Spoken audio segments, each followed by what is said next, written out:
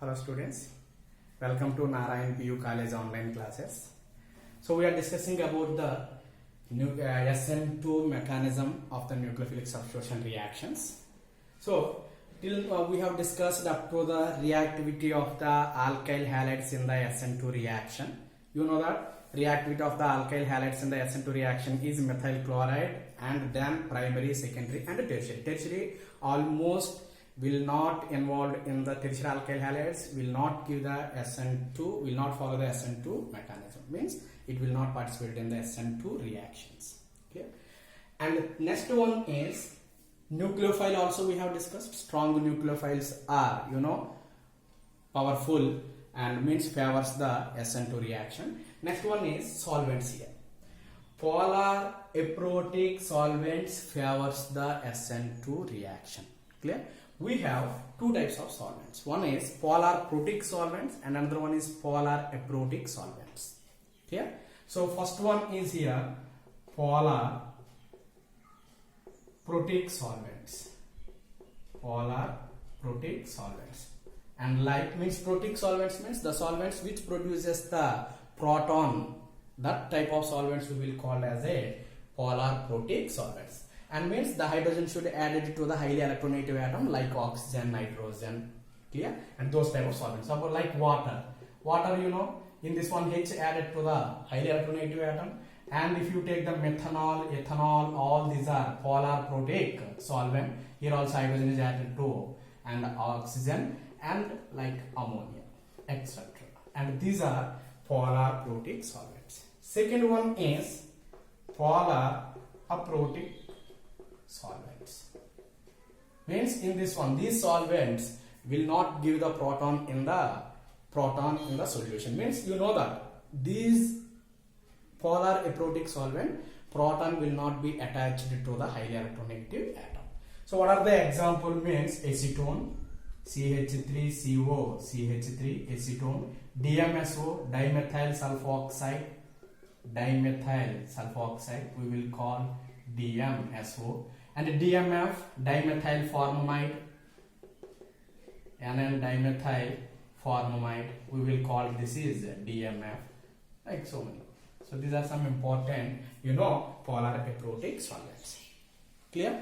And in this one polar protic solvents stabilizes both the cation and anion in the solvent. Means you see these solvents, polar protic solvent stabilizes the cation and anion. Suppose I will take the simple example, NaCl.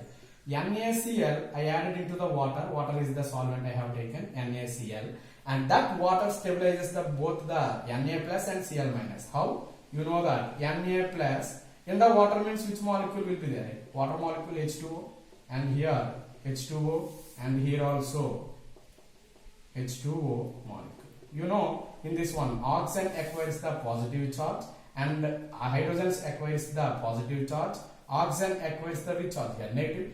Sodium is which charge? Positive and negative, there will be attractions. So that's why and cation is stabilized by here polar protic solvent. In the same way anion also stabilized, and here H, O, H, and here H, O, H, and here also I will write oxygen. And here these are having which charge? Partial positive charge. The hydrogens are having partial positive charge, and chlorine is having which charge? Negative charge. Negative and positive, there will be attractions. Clear? So that's why this is also stabilized by what it is? Positive charge. Clear? So polar protic solvents can stabilize both the cation and anion. But in this case, if you take the polar aprotic solvents, they stabilizes only the cation, not the anion. Means that I have already mentioned proton stabilize the anion Cl minus here. Clear? But this molecule doesn't have the proton to the high.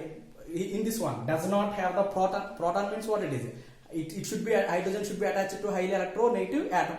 So that's why in this one anion cannot be stabilized by the proton by forming which bond here? Partial hydrogen bond here. because this molecule does not have the hydrogen. Means hydrogen it is having, carbon is having, but carbon is having means it will not stabilize. It should attach to which one? Highly electronegative atom, but here not there. So that's why anion is not stabilized by this polar aprotic solvents, which can be stabilized. Cation. Why? Because it is having which charge? Partially negative charge. Which one? Oxygen. Oxygen is having partially negative charge means it can stabilize the which one? Only cation. But you know that in our reaction there is no formation of any intermediate. What we will do here? OH minus ion we will do. We will take and here Cl. Clear? So that's why if I use here polar aprotic solvents,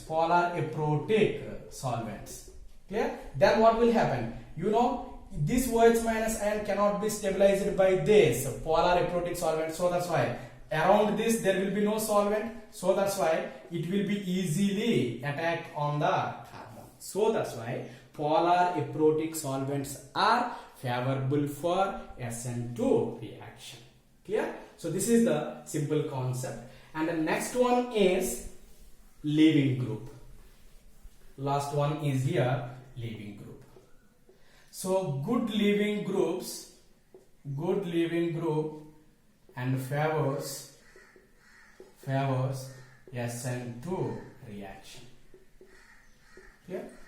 Good leaving group. Suppose I will write here and halogens we have taken here, and leaving group how it will be leaves, like a halide F minus and Cl minus and Br minus, iodide minus.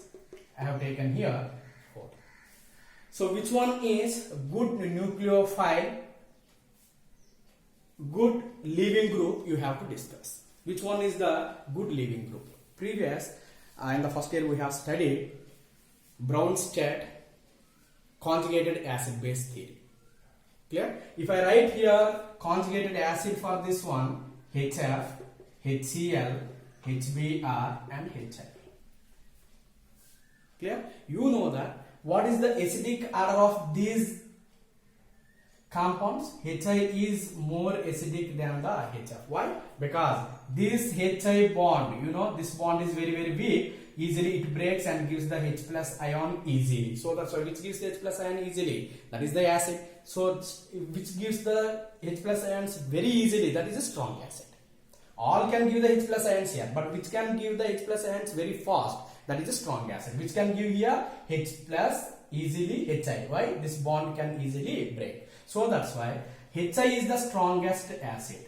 HI is the strongest acid means, you know, its conjugated base is weak.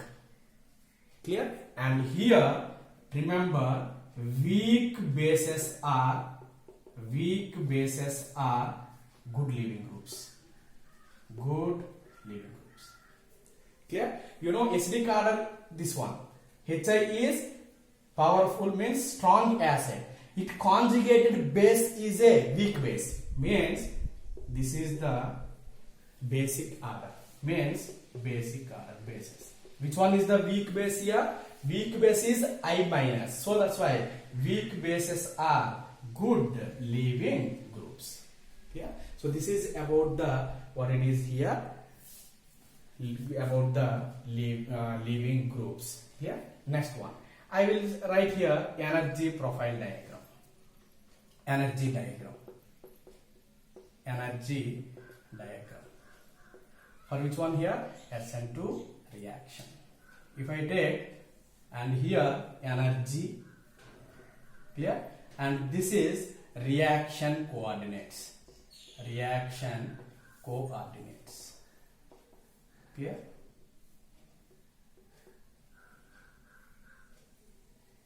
This is the reaction. Clear?